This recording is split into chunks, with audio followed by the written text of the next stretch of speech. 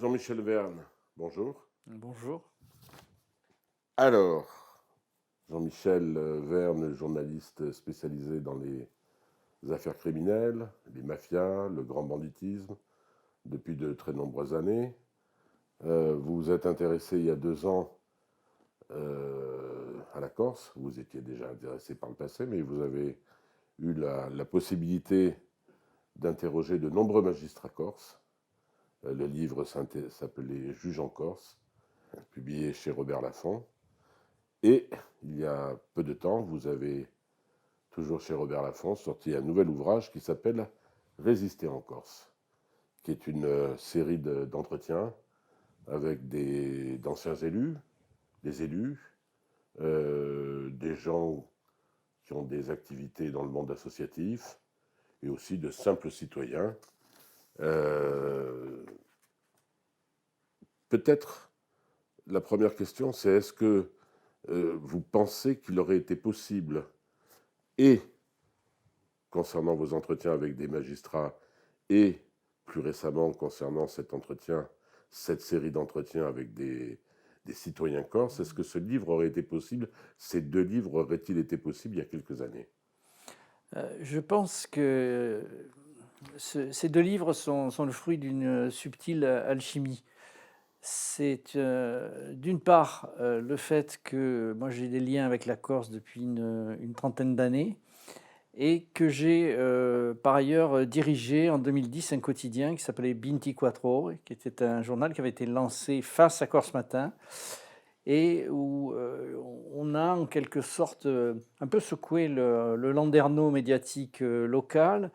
Et dès cette époque, on a des thématiques sur la dérive mafieuse qui frappe l'île, avec, je me souviens très bien, un édito que j'avais écrit où je faisais un parallèle avec la Sicile. Et c'est vrai que 10 ans plus tard, on peut constater que les choses ne se sont pas améliorées et que donc quelque chose effectivement a évolué. Je pense qu'en 2010, il m'aurait été très difficile de faire le même travail. D'abord parce que j'étais pas aussi bien implanté en Corse, et puis aussi parce que j'avais pas cette expérience. Il y a une conjonction de facteurs qui ont fait que en 2019 et 2020 et 2021, voilà, il y a comme une fenêtre de tir qui s'est ouverte pour moi, fenêtre de tir pour l'auteur et aussi pour les Oui, témoins. parce que, C'est-à-dire qu'on a libéré la parole. voilà, Les gens ont commencé c'était le à sens de ma se... question, que Oui. l'auteur lui-même, en l'occurrence vous, Mmh. ayez pu mûrir des contacts, etc., Ouais. c'est une chose, mais ma question portait plus sur les conditions d'expression de la société corse. J'ai l'impression qu'il y a 10, 15 ans, les langues avaient quand même beaucoup de difficultés pour différentes raisons à se délier. Et qu'il y a aujourd'hui un mouvement, certes avec des hauts et des bas, certes qui ne concerne peut-être pas tous les Corses et pas toute la Mmh. Corse, mais il y a quand même, pour dire un peu simplement, une libération de la parole. Il y a une ébauche de libération de la parole, par la création de collectifs antimafia, c'est vrai, qui sont une nouveauté pour la Corse. Mais je dois dire qu'aujourd'hui, tout de même, la parole est difficile à à extraire, je dirais, du tissu insulaire. Notamment, je l'ai vu en écrivant ce livre, avec les difficultés que j'ai rencontrées pour avoir, certains témoignages. Certains des contributeurs d'ailleurs se sont retirés. Alors, l'un d'eux, a même été menacé de mort, je dois le dire aujourd'hui, et il m'a fait Menacé parce que, pour des alors raisons et inhérentes à son témoignage. pour des raisons, son témoignage venait interférer avec une histoire qui vivait, dans son village. C'est un ancien élu, et justement un des personnages de son témoignage, est venu, enfin des gens de son environnement sont venus, le menacer. Donc plus d'histoire, plus de chapitres. Voilà, j'ai eu quelques surprises comme ça et également 2 membres d'associations qui, au dernier moment, se sont en quelque sorte déballonnés. Alors, les explications sont multiples, hein. Il y a le fait qu'ils ont peur des représailles. Représailles, je dirais, pas forcément physiques, pas forcément des menaces, mais représailles de la société corse, c'est-à-dire la peur d'être un peu mis à l'écart, avoir à se justifier devant son boucher, son boulanger: «Ah tiens, pourquoi j'ai parlé?» Donc la difficulté aujourd'hui en Corse, existe toujours, celle d'individualiser la parole. Alors Oui. les collectifs, ça existe. On va y Ouais. venir au collectif. Pardon, j'insiste un petit peu sur cette libération de la parole. On la trouve par exemple dans une partie de la jeunesse corse, et notamment je pense aux jeunes femmes qui ont commencé à s'exprimer sur un sujet qui est un peu tabou. euh, il est dans beaucoup de régions de France, mais Mmh. il est particulièrement en Corse parce que il concerne une réalité qui est supposée, selon certains Corses, ne pas exister en Corse, c'est-à-dire le viol. Et il y a des collectifs de jeunes femmes, oui, qui ont pris la parole, un peu dans le sillage proche ou lointain du mouvement MeToo. Et je crois d'ailleurs, je ne dis pas de bêtises, il y en a une qui témoigne dans le livre, Tout à fait, c'est Anaïs. Anaïs, une Anaïs. jeune femme de 22 ans, qui est d'une maturité assez exemplaire et qui a été un des chefs de file une des chefs de file du mouvement MeToo Corsica. Et je veux dire, il y a certes la question du viol, mais derrière, il y a la véritable question de la place de la femme dans la société corse. Et c'est ça qui est, je trouve, très, très intéressant et qu'on comprend. C'est très intéressant parce que ça donne une autre lecture du mouvement MeToo que celle qu'on a l'habitude de véhiculer dans les médias. Je crois que c'est un mouvement qui est beaucoup plus profond que ce on peut le penser. Et c'est vrai que le poids du patriarcat en Corse est quelque chose de pesant, le poids de la famille aussi. Et j'ai reçu un tweet à la suite de ce livre en me disant voilà, vous avez raison, nous on vit des choses terribles au travers de notre famille. Et on emploie le mot mafieux, mafieux famille. Enfin, je veux dire, on est surpris par les réactions qu'on peut rencontrer face à ce type voilà, par rapport à ce contenu. Mhm. C'est un contenu qui interpelle et on a l'impression qu'on a touché, on a mis le doigt vraiment là où ça fait mal. Mais on est bien d'accord. Alors, bien sûr que ce mouvement MeToo Corsica bénéficie de ce qui s'est passé ailleurs, sur le continent ou dans d'autres Mhm. pays. Mais encore une fois, c'est quelque chose qui était assez inimaginable. Non pas que les femmes étaient opprimées, oppressées, enfin, elles subissent peut-être des formes de domination, mais euh, il ne faut pas non plus avoir, vous me l'accorderez, la vision de la femme corse qui serait assignée à je ne sais quelle tâche ménagère ou à la maison. Quand on connaît un petit peu l'île, on sait que c'est loin d'être le cas. Mhm. N'empêche, on est bien d'accord qu'il y a quelques années, il était à peu près inimaginable de voir effectivement des collectifs de jeunes femmes se lancer dans ce mouvement. C'est quand même quelque chose d'assez nouveau qui témoigne peut-être du fait que plus largement, c'est une société qui est en train de bouger, d'évoluer, et que ça prend en compte ces évolutions. D'ailleurs, pas simplement du côté féminin, mais dans les différentes relations entre les sexes, entre les groupes sociaux, etc. On a l'impression que tout bouge un petit peu. Alors, je dirais qu'il y a voilà, il y a une tectonique des plaques, il y a des petites secousses sismiques, mais on n'est pas encore à la grande révolution, hein. Voilà, on essaye d'évoluer. Il y a eu le mouvement MeToo Corsica. Est-ce qu'il va donner lieu à un véritable aggiornamento des relations hommes-femmes dans l'île de Beauté? J'en suis pas totalement convaincu. Mais c'est Mais vrai, il y a un frémissement. Voilà, parlons de est qu'elles frémissement. sont tellement plus rétrogrades, pour employer ce terme, qu'elles ne le sont sur le continent? Pas forcément. Je pense qu'elles sont pas forcément, mais quand même, non, il y a des archaïsmes dans la société corse, et ces archaïsmes créent des rapports de pouvoir, des rapports de domination, des situations extrêmement parfois tendues, pénibles. Je pense au témoignage de Marie-France Antonin, hein, qui est un Bien témoignage sûr. important. C'est quelqu'un, c'est une femme. Il faut préciser qui c'est. Donc c'est une femme universitaire qui vit à Lyon et qui décide, qui est d'origine corse et qui a l'habitude de venir en Corse, qui avait l'habitude de venir avec ses parents au village, et qui décide de se réinstaller en Corse à la retraite. Et là, ça a été l'épouvante parce elle s'est retrouvée avec la sensation d'être dans une société bloquée, une société qui lui correspondait pas du tout.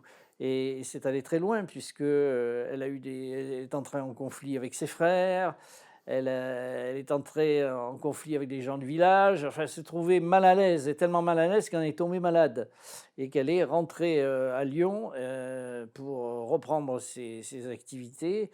Là, elle revit. Donc, je pense que voilà, c'est. Alors, évidemment, c'est un exemple. Vous avez des gens qui vont se passer leur retraite en Corse, qui sont parfaitement heureux, qui s'intègrent, qui sont. Parce que même pour quelqu'un de la diaspora, il faut parler d'intégration. Parce que vous n'êtes pas de l'île.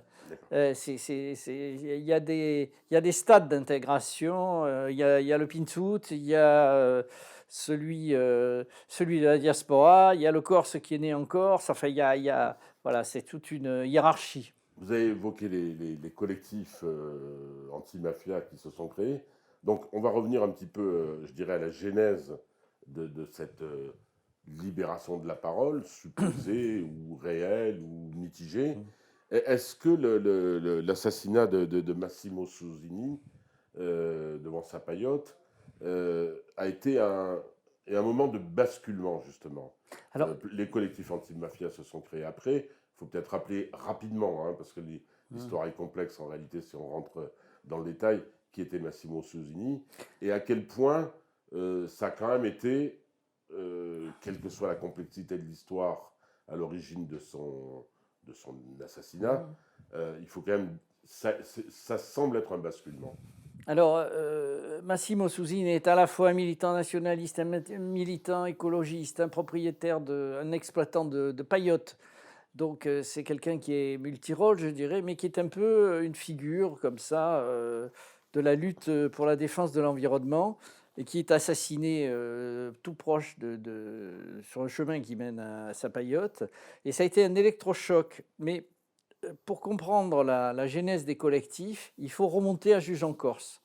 C'est Jean-François Bernardini, qui est le leader du groupe Imouvrini, a beaucoup disserté là-dessus en disant que Juge-en-Corse a été quelque chose qui a provoqué voilà, une sorte d'interpellation de l'île, et que là-dessus, c'est rajouté l'assassinat de Massimo Susini, et que ces deux événements ont généré justement cette volonté de dégager une pensée collective contre la mafia. Mais on est loin de. Aujourd'hui, c'est vraiment les prémices, les balbutiements de l'antimafia. Ce qui est intéressant, quand on voit par exemple l'autre collectif, Mafiano a Vitaille, de voir qu'ils font un certain nombre de propositions. Ils interpellent les élus. Ils interpellent sur la confiscation des avoirs criminels. Parce qu'en Corse, les idoles, malheureusement trop souvent, sont des voyous qui ont pignon sur rue, qui mènent un train de vie d'enfer. Je permets de vous renvoyer à la lecture du Monde récemment, qui nous raconte le train de vie des gens du Petit Bar. On y viendra. On y viendra au Petit Bar. On va y revenir tout à l'heure. Mais c'est vrai qu'on a, on a quelque chose qui est en train quand même de bouger, ou qui essaye de bouger. En tout cas, il y a une partie, il y a un noyau. Où on en est aujourd'hui sur ces deux collectifs qui s'étaient créés? Est-ce qu'ils sont toujours dynamiques, vivaces, ou est-ce que la vague est retombée? Moi, je dirais qu'ils sont un petit peu quand même au creux de la vague. Ils sont partis, voilà, bon, il y a eu l'annonce, et maintenant, il faut trouver une vitesse pérenne. Et là, je pense que c'est un peu compliqué. Moi, je pense notamment au comité Massimo Susini, qui ne me semble pas très, très actif. Je trouve que le Mafiano est plus actif. Après, c'est pas facile, encore une fois, de mobiliser dans un collectif, individuellement. Voilà, les gens se réfèrent un peu au collectif en disant c'est le collectif qui va faire. Mais le collectif, c'est moi, et qu'est-ce que je fais? Vous voyez, on est encore dans quelque chose, je trouve, d'assez virtuel. D'accord. Alors, il se dit aussi, comme explication possible à cette, encore une fois, avec toutes les réserves que vous venez d'évoquer, mais à cette relative libération de la parole, il se dit aussi qu'elle est peut-être suscitée par le fait que l'arrivée au pouvoir des nationalistes avait suscité pas mal d'espoir en Corse, Mmh. c'est-à-dire l'espoir de changement, etc. Que ces espoirs, on peut le dire, pour partie, n'ont pas été tenus, semble-t-il, et que donc il y a une partie de la société corse celle qui bouge, Mmh. celle qui veut parler, celle qui a besoin de s'exprimer, qui d'une certaine manière a pris les choses en main et n'attend plus rien, on va dire, des partis ou des formations politiques, fut-elles les classiques ou fut-elles les nationalistes, et qui donc, d'une certaine manière, essayent de construire eux-mêmes, on va dire de manière citoyenne, des alternatives. Et ces alternatives passant évidemment par la prise de parole. Alors là, je suis un peu réservé sur cette analyse parce qu'on s'aperçoit tout de même que ces 2 collectifs anti-mafia, sont beaucoup alimentés par, des nationalistes, ou d'anciens nationalistes. Vous voulez dire Ouais. alimenter au sens Oui, mobilisé par mobilisés par et les membres d'eux, et hein, c'est, dynamisé par. voilà, et Oui. dynamisés par. Donc, en fait, oui, on va dire, c'est vrai qu'on peut en même temps rejoindre ce que vous êtes en train de dire, c'est que dans ces collectifs, il y a beaucoup de nationalistes déçus par ce qui se passe. Par le Euh, nationalisme institutionnel à voilà, l'Assemblée. tout à fait, parce que ils attendaient tellement, ils ont eu tellement peu que, Que donc ils se mobilisent, on va dire, ils se dans. mobilisent. Surtout, il y a aussi la perspective des élections territoriales, hein, Bien sûr. où on voit d'ailleurs que les forces nationalistes partent dispersées, alors que jusqu'à présent ils avaient trouvé D'entente. un terrain d'entente. Donc les alliances, il y aura sans doute au second tour, mais on sent quand même qu'il va y avoir une sorte de foire d'empoigne au sein du clan nationaliste. Et tout ça, ça lasse, c'est vrai, un certain nombre de militants. Après, il y a l'immense majorité, il faut le dire, de la population corse qui forme une sorte de majorité silencieuse, Mm. hein, et qui s'exprime peu, qui n'a pas forcément envie d'occuper l'espace public. Et c'est ça la force, je crois, des mafias corses. Euh, Contrairement à ce qui s'est passé en Sicile, on n'a pas un degré de mobilisation suffisant pour perturber vraiment le fonctionnement des mafias corses, parce que c'est un peu hétérogène. On a plusieurs groupes criminels, mais voilà, on est encore une fois dans quelque chose qui peut être porteur d'espoir, euh, qui est positif, Mais allez, qui fait réfléchir, mais il n'y a dans pas un les mouvement faits, de masse pour l'instant. il n'y a Autour pas des de choses. mouvement dit de masse, Dit de comme on masse. a pu quand même Le voir en Sicile. le voir en Sicile. Moi, j'ai pas tout de accompagné, suite, mais plutôt. pas, au début des années Oh, 2000. voilà, c'est ça, au début des années 2000. Mm. Ça a pris du temps avant de Oui, maturer en oui, Sicile. Hein. Rentrons un peu dans le dur du livre, c'est-à-dire les portraits, on ne va pas tous les faire, oui. il y en a une dizaine. On va peut-être au moins en isoler un ou deux, et notamment celui de David Brugioni, qui est toujours... Non, il n'est non, plus. qui a été battu, qui s'est représenté et qui a été battu, qui était le maire de Santuri, de Port Santuri au nord du Cap Corse, et qui a eu affaire, qui a été confronté, on va dire, à des personnages et à des situations extrêmement sérieuses. On peut un peu en parler. Oui, tout à fait. Donc, il s'est trouvé élu au détriment d'un proche de Charles Pierre. Et il faut, pour Il faut rappeler qui est Charles Pieri. Charles Pierre, qui est une des figures du mouvement nationaliste, qui a été victime d'un attentat, souvenons-nous, à Bastia, l'explosif, dans lequel il avait perdu un œil, qui est bon, à la fois sulfureux et respecté, on va dire, et qui a une grande emprise sur cette zone de la plaine orientale et du Cap. Ah bon, on peut dire Voilà, qu'il a été condamné, qui a été qui a condamné, été incarcéré, oui, qui a été voilà. libéré, et Voilà, qui et aujourd'hui donc, joue à nouveau un rôle important au sein de Corsica au sein de Libera. Conseil Libre. Tout à fait. Et donc lui, il se trouve en but avec cet adversaire, entre guillemets, et commence alors une véritable guerre parce qu'il va aller farfouiller dans l'historique de son adversaire et se rendre compte voilà, qu'il y a eu beaucoup d'irrégularités sur des marchés publics, sur des opérations d'urbanisme, sur des ventes de terrain. Il remarque tout un tas de faits qui vont donner lieu par la suite à des suites judiciaires. Mais le côté obscur de la démarche, c'est que lui-même va subir des tirs sur la mairie, des tirs sur sa maison, des menaces. Sa fille est suivie de nuit sur la route interminable du Cap. Et donc, voilà, il y a un climat pesant. Et ce qui, moi, m'a beaucoup interpellé, c'est la détermination de David. Il est dans une démarche absolue. Et il y a quelque chose de très fort chez cet homme qui me rappelle la détermination que j'ai rencontrée chez certains acteurs de la lutte antimafia en Sicile. J'ai eu le souvenir comme ça d'un jeune qui dirigeait une coopérative agricole qui était installée sur des terres confisquées à la mafia, un jeune de 25 ans, d'un calme olympien, et qui me racontait tranquillement que la nuit, les mafieux venaient lui brûler le foin, les tracteurs, et que sa famille ne lui parlait plus. Pourquoi il a été battu aux dernières élections, justement, à votre avis? Bah, parce que c'est la Corse et que la Corse c'est compliqué et que peut-être aussi par sa droiture, par sa détermination, il a dérangé trop de monde sur la commune.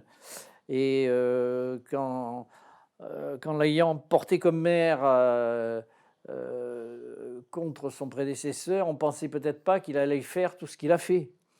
Hein. Trop de vertu, Trop de- ça peut effrayer. Oui. Oui, parce qu'on a dit il s'était retrouvé face à un maire qui avait une proximité avec Charles Pierre, mais pas qu'avec Charles Pierre, et aussi avec certains, je crois même d'ailleurs, un des derniers représentants de la prise de mer, Voilà, exactement. euh, Donc on a avec Angelo des Guazzelli. interférences mafieuses, on va dire. Voilà. Des interférences que l'on pourrait qualifier de mafieuses. Est-ce que vous avez eu, depuis qu'il a été battu, est-ce que vous avez eu l'occasion et de la publication du livre, de lui reparler Bien Et sûr. il est dans quel état d'esprit aujourd'hui? C'est-à-dire, est-ce qu'il est abattu ou déterminé à continuer le Ah, combat? il continue le combat. Il n'a pas du tout abandonné ses ambitions municipales, même s'il sait qu'il sera plus maire. Enfin, il s'intéresse toujours Toujours, c'est ça. à la vie de la commune. Il travaille et il regarde, il observe et il continue dans sa démarche. Alors, on va passer du nord du Cap Corse plutôt vers le sud, et on va parler de Anna attendez, je ne veux pas abîmer son nom, d'Anne de Carbuccia. Mhm. Alors, elle, c'est une autre histoire. Elle s'est retrouvée expropriée par, on va dire, un personnage qui est fort dans le sud de la Corse, dans le domaine du tourisme. Tout à fait. Donc c'est le Le célèbre célèbre Paul domaine Canarelli. de Cento avec Paul Canarelli, qui est une figure un peu du tourisme et de la vie économique locale, dont on connaît aussi certaines amitiés, on va dire. Revendiqué et assumé régulièrement Revendiqué tout dans à tous ces fait entretiens. dans tous ces entretiens. Et là, on est.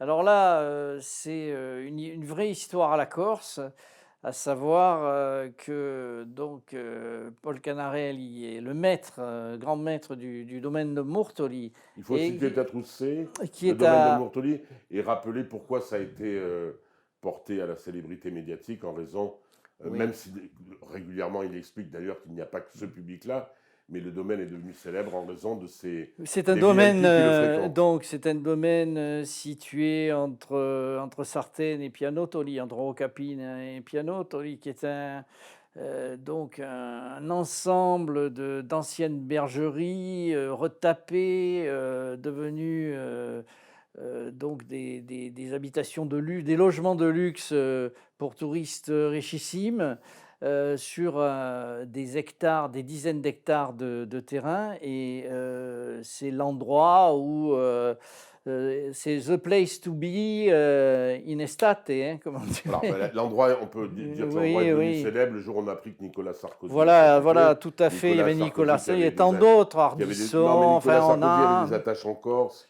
Tout à Donc voilà, fait, oui, voilà. mais il y a pas que Sarkozy, hein, Bien sûr, bien sûr. on a des patrons du CAC Tout 40, à enfin, fait. on a un peu la clientèle qu'on retrouve à Bonifacio aussi, C'est hein, ça. c'est un peu Mais ce venons-en genre-là. Mais, à cette. et donc là, Anne de Carbucci, qui est l'héritière d'une grande famille insulaire, donc rachète une maison et qui est comme une sorte d'îlot au milieu du domaine de Mortoli. Et là, ça crée un conflit parce que Paul Canary estime que les conditions de rachat donc de cette bergerie se sont faits au détriment de ses droits. Et on va entrer dans une sorte de contentieux à la fois financier, urbanistique, et puis aussi une histoire de fierté et d'honneur, entre guillemets. Et tout ça va tourner à un véritable calvaire pour Anne de Carbucci, qui va, je le rappelle, gagner l'ensemble de ses procès contre Paul Canarelli. Et elle fait état de faits quand même extrêmement saisissants hein, au cours de ses relations avec son adversaire. Elle parle de menaces, elle parle d'intimidation, elle parle parfois de complicité de services de l'État, Alors oui, et c'est qui vont important. amener la condamnation 15 000 d'ailleurs de euros. l'État. C'est quand même, voilà, on est dans un Il y a climat, un rôle ambigu de l'État dans cette affaire. Parce qu'on voilà, on va parler ensuite plus largement de la responsabilité de l'État en Corse. Mais là, dans cette affaire précisément, tout à qui a, fait. qui a- qui a- qui a été très longue, hein, qui a Ça a duré des été très mois et des long. Il y a une mois. décision de justice qui est ordonnée. Donc, on saisit la gendarmerie et la gendarmerie ne fait rien. Voilà. Et donc, c'est là où, pour des raisons fort obscures, vous savez, récemment, dans le Canard enchaîné, il y avait un article sur les aides agricoles et un certain nombre d'anomalies constatées en la matière, et d'une fameuse réunion entre des hauts fonctionnaires et des représentants de syndicats agricoles corses dans des conditions assez obscures. On sent que l'État, effectivement, n'est pas indemne de toute responsabilité dans ce qui se passe en Corse, et qu'il y a une sorte de yin et de yang, de chaud et de froid.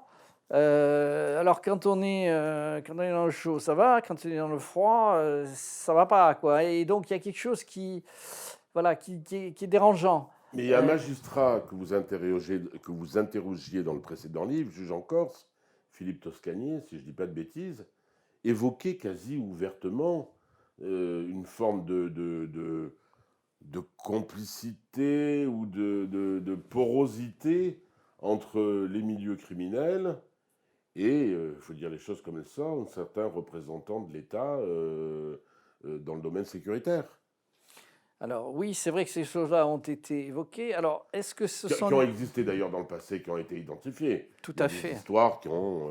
Tout à fait. Il y a eu comme ça des connexions assez étranges et qui perdurent un petit peu quand on voit certaines anomalies qui ont touché le dossier du Petit Bar plus récemment. Mais là, on parle toujours souvent de la police, voire de la gendarmerie, ou de la justice. Mais ce qui est important, c'est le fonctionnement des services de l'État, comme oui, la DDTM, enfin, oui. c'est tous ces organismes qui sont chargés de contrôler la bonne utilisation des fonds publics. On s'aperçoit qu'il y a plus que des anomalies, en tout cas dans les témoignages qui sont développés dans ce livre. On voit très bien, notamment en matière agricole, en matière d'aménagement, qu'il y a des choses qui ne sont pas claires. Alors, on a Il y a des choses... l'impression que rien n'est clair en Corse. Voilà, et c'est ça qui, je dois le dire, est fort dérangeant et dérange, je crois, de plus en plus de Corses. Après, quelle va être leur faculté à se mobiliser par rapport à ce qui se passe, il y a enfin, il y a une donnée qui est très importante, c'est aussi l'évolution sociologique de la Corse.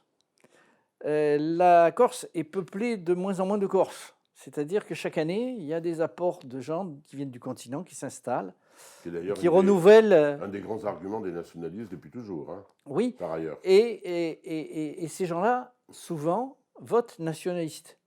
Ce qui est, peut paraître surprenant, Paradoxal. paradoxal, mais c'est des gens, si vous voulez, ils viennent s'installer en Corse. Ils ont le soleil, ils ont une jolie maison, ils ont un bon boulot, ils votent nationalistes et puis ils veulent pas voir ce qu'il y a à côté. Bien sûr.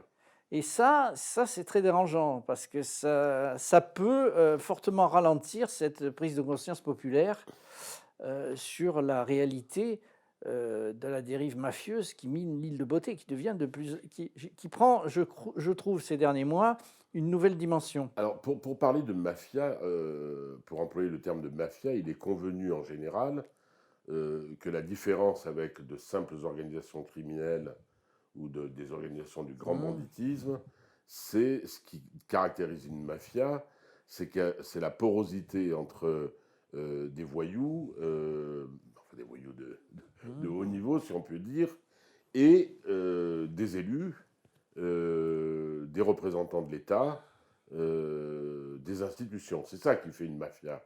C'est-à-dire que le pas est franchi entre les représentants de l'État et les organisations criminelles.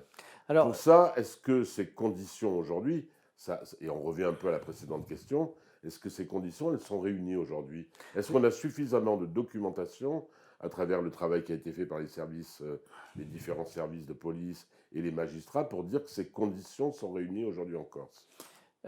Vous savez, récemment, je reprends souvent cette phrase, hein, un haut responsable de la police m'a dit, voilà, vous mettez autour d'une table un politique, un chef d'entreprise et un mafieux, et puis ça fait une mafia, hein.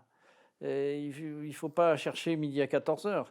Et donc, c'est vrai que ces conditions-là, elles sont remplies en Corse, mais depuis longtemps. Je vous rappelle le rapport Legras, hein, en 2000, qui était très clair, où il dénonçait. Là aussi, il faut rappeler qui était Legras. Donc, Bernard Legras était procureur général à Bastia, et donc avait été dépêché pour remettre de l'ordre dans la maison qui prenait l'eau, à un moment assez stratégique autour de l'assassinat du préfet Erignac. Et là, il commence à explorer les fondements de la société insulaire. Il commence à comprendre quelles sont les zones fragiles, entre guillemets. Et il se rend compte qu'il y a une vraie infiltration de la brise de mer, qui à l'époque est vraiment l'organisation criminelle la plus importante en Corse, dans tout le tissu socio-économique. Et ça, ce mouvement-là, lui, il l'avait bien appréhendé. Et là, il faut dire que les faits lui donnent malheureusement raison. Et aujourd'hui, on a l'impression que les choses s'accélèrent. Et je pense à un certain nombre d'événements qui sont intervenus ces derniers jours, hein, ces dernières semaines. Je pense à une déchetterie notamment qui a brûlé près de Bastia, qui est donc une déchetterie très importante, qui est victime en 2 ans de 2 incendies criminels. Vous avez l'autre propriétaire d'une déchetterie dans le sud de l'île qui se balade avec des gardes du corps en voiture blindée. La Corse, où est le territoire au monde, il y a le plus de voitures blindées par habitant. Oui, mais ça témoigne d'un regain d'activité ou d'une montée de l'activité criminelle, on va dire des groupes criminels, pour le dire simplement.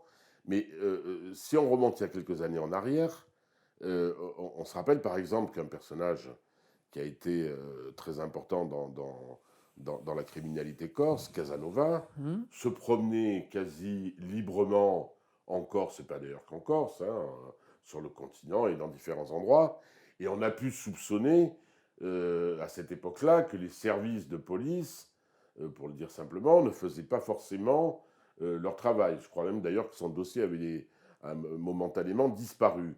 Aujourd'hui, quand même, quand on voit la vigueur dont fait preuve la justice et la police à l'égard de l'organisation criminelle qui est censée aujourd'hui être la plus puissante en Corse, la fameuse bande du Petit Bar, on peut être...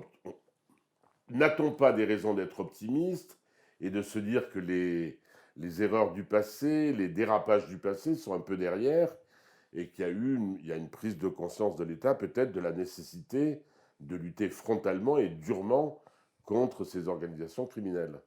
Ben, je crois hein, que l'État a bien pris conscience qu'il ne peut pas laisser la Corse dériver, laisser la Corse à elle-même. Parce que quand on commence à brûler les déchetteries, quand on commence à brûler les engins de chantier, il y a des dizaines et des dizaines d'engins de chantier qui sont victimes d'incendies criminels pour des raisons de concurrence entre différents entrepreneurs. On est entré dans quelque chose qui sent, qui pue la mafia, vraiment, et qui pénètre toutes les strates de la société. On n'en est plus au simple règlement de compte. Bon, il y a eu des phases comme ça où il y a beaucoup d'assassinats, alors on en parle beaucoup. Mais là, en ce moment, il y a moins d'assassinats, mais il y a beaucoup de ces actes typiques du fonctionnement mafieux d'une société. Mais puisque vous connaissez l'histoire de la mafia en Sicile, encore une fois, qui dit mafia, en tout cas sur un territoire particulier, la Sicile ou la Calabre ou la Sardaigne, dit une organisation unique. Dans le cas de Cosa Nostra, avec une hiérarchie totalement verticale. Est-ce que c'est le cas en Corse? Est-ce qu'on a aujourd'hui, alors la brise de mer a pu donner à une époque cette impression, est-ce qu'on a aujourd'hui en Corse une organisation unique, centralisée, telle que c'était le cas effectivement en Sicile? Cosa Nostra a un certain type de fonctionnement, effectivement très pyramidal, avec la commission de Palerme, Bien les sûr. commissions de province, enfin. Et on a un autre type de fonctionnement avec la Camorra, qui est beaucoup plus horizontal. La 'Ndrangheta, c'est encore autre chose, mais là aussi, il y a des structures qui sont au sommet de l'État mafieux, je dirais. Et la Corse, c'est différent. Enfin, c'est différent.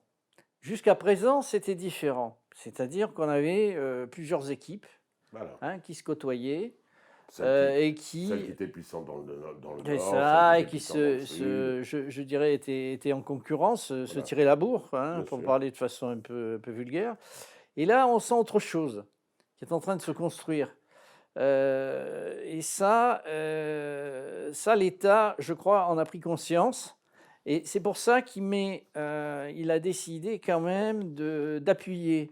Quand vous avez un monsieur comme Anthony Perrino, qui est l'un des principaux acteurs de l'immobilier dans le sud de l'île, qui est incarcéré, soupçonné d'avoir blanchi des valises de cash pour l'équipe du Petit Bar, on mesure l'état, je dirais, de la menace. Alors, on peut disserter là aussi sur les liens d'amitié qu'a eu Anthony Perrino avec certains membres du Petit Bar quand il était tout petit. Mais aujourd'hui, on est vraiment sur quelque chose d'inquiétant, de dérangeant, et en tout cas qui mérite l'intervention des pouvoirs publics, une intervention forte. Sachez que sur l'affaire du Petit Bar, la gendarmerie, comme quoi la gendarmerie, quand elle veut, elle peut avoir des moyens considérables à sa disposition, a mis en place une cellule nationale d'enquête. Ce qui veut dire toute la batterie du service de renseignement criminel de la gendarmerie est mobilisée. Voilà. Donc, quand on veut, on peut. Si l'État veut remettre de l'ordre en Corse, et il en a la possibilité. Après, il faut la volonté. Et la volonté, c'est quelque chose qui est sujet à certains atermoiements politiques. Euh, Il y a un juge que vous connaissez, Roland Maty. Il disait ceci: cette île est profondément ingérable. Je crains qu'elle ne soit irrémédiablement perdue pour la République. Alors, on a l'habitude de parler des territoires perdus de la République, en général en désignant, à juste titre ou pas, c'est pas le débat aujourd'hui, les banlieues, les cités, etc. Est-ce que le véritable territoire perdu de la République aujourd'hui, c'est pas la Corse? Alors, c'est une question qu'on doit se poser. On n'a plus l'impression, par moment, qu'on est vraiment sur un territoire de la République. Et on a l'impression quand même que l'État veut bien faire, veut signifier en ce moment que la Corse, c'est la France, hein. Il y a eu la visite d'une générale il y a 2 jours dans l'île pour rappeler que voilà, on est là et que la Corse a surtout une importance a aussi pardon une importance stratégique. Euh, Est-ce que l'État, d'une manière ou d'une autre, enfin, ses représentants dans l'île, ont soutenu ou soutiennent, d'une manière ou d'une autre, cette libération de la parole dont on parlait, c'est-à-dire ces collectifs? Est-ce qu'ils sont aux côtés de citoyens qui sont peut-être faibles en étant isolés et qui veulent prendre la parole? Est-ce qu'ils sont aux côtés d'entrepreneurs? On en a vu dans le sud de la Corse ces derniers temps, qui s'élèvent publiquement contre les mafias. On a un célèbre entrepreneur à Ajaccio qui en avait même fait une sorte de profession de foi. Mmh. Est-ce que l'État les soutient? Est-ce que les préfets les soutiennent? Alors c'est vrai, par exemple, vous avez quelqu'un comme Dominique Yvon qui était responsable d'Anticorps en Corse, qui avait des rendez-vous régulier avec les services de l'État. Il y a un dialogue, ça c'est clair. Après, est-ce que les préfets soutiennent toutes ces actions de façon formelle? Certainement pas. Et concernant, par exemple, Juge en Corse, j'étais très surpris par la réaction de la préfète de l'époque, hein, qui dit c'est pas bien, non, non, c'est pas bien, il faut pas parler de la Corse comme Alors la ça. préfète, Voilà, on va dire Josette Chevalier, de mémoire. mes préfètes, Oui, dans quel département? en Corse, Oui, mais oui. La préfète de région, de voilà, la région Corse.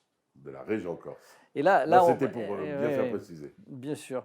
Mais on voit très bien qu'il y a une gêne et que voilà, les représentants de l'État sont souvent sur deux pattes. Et pour avoir discuté avec l'un d'eux assez récemment, c'est vrai que la situation actuelle les inquiète, les interpelle.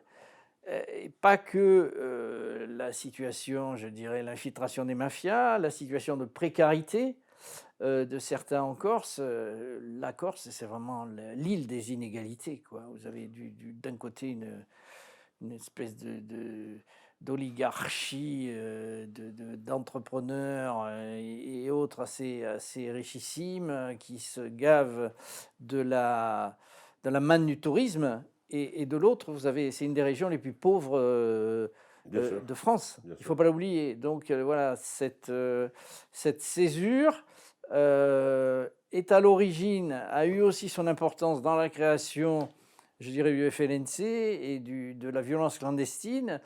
Je pense qu'aujourd'hui, certes, politiquement, il semble qu'on tienne la situation, enfin que les nationalistes, entre guillemets, tiennent la situation, mais pour combien de temps? D'accord. Si les choses continuent à se dégrader, à la fois socialement, économiquement, mafioïsement, je dirais, j'invente un mot, hein, mais voilà, je Bien pense sûr. on peut en revenir à une violence clandestine assez redoutable, même si les troupes ne sont plus là, hein, Pour pour l'instant. conclure, les gens que vous avez interrogés, la dizaine de personnes qui ont donné lieu à ces portraits, vous les avez interrogés il y a à peu près combien de temps?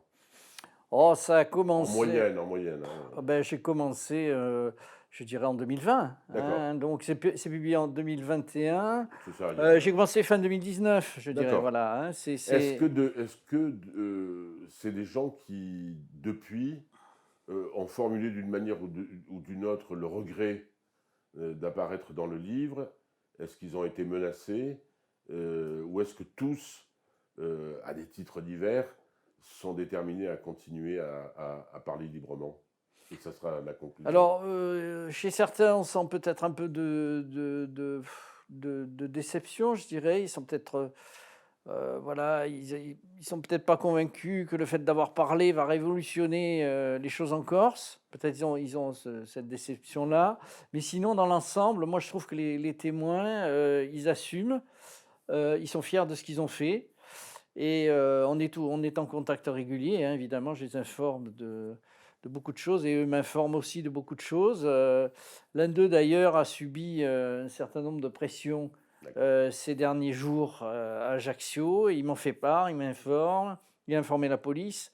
Voilà, voilà, c'est quand même, on a une dynamique de combat et une vraie volonté de voir les choses évoluer en Corse parce que, comme je l'ai déjà dit, je pense que c'est une île qui mérite mieux que ça.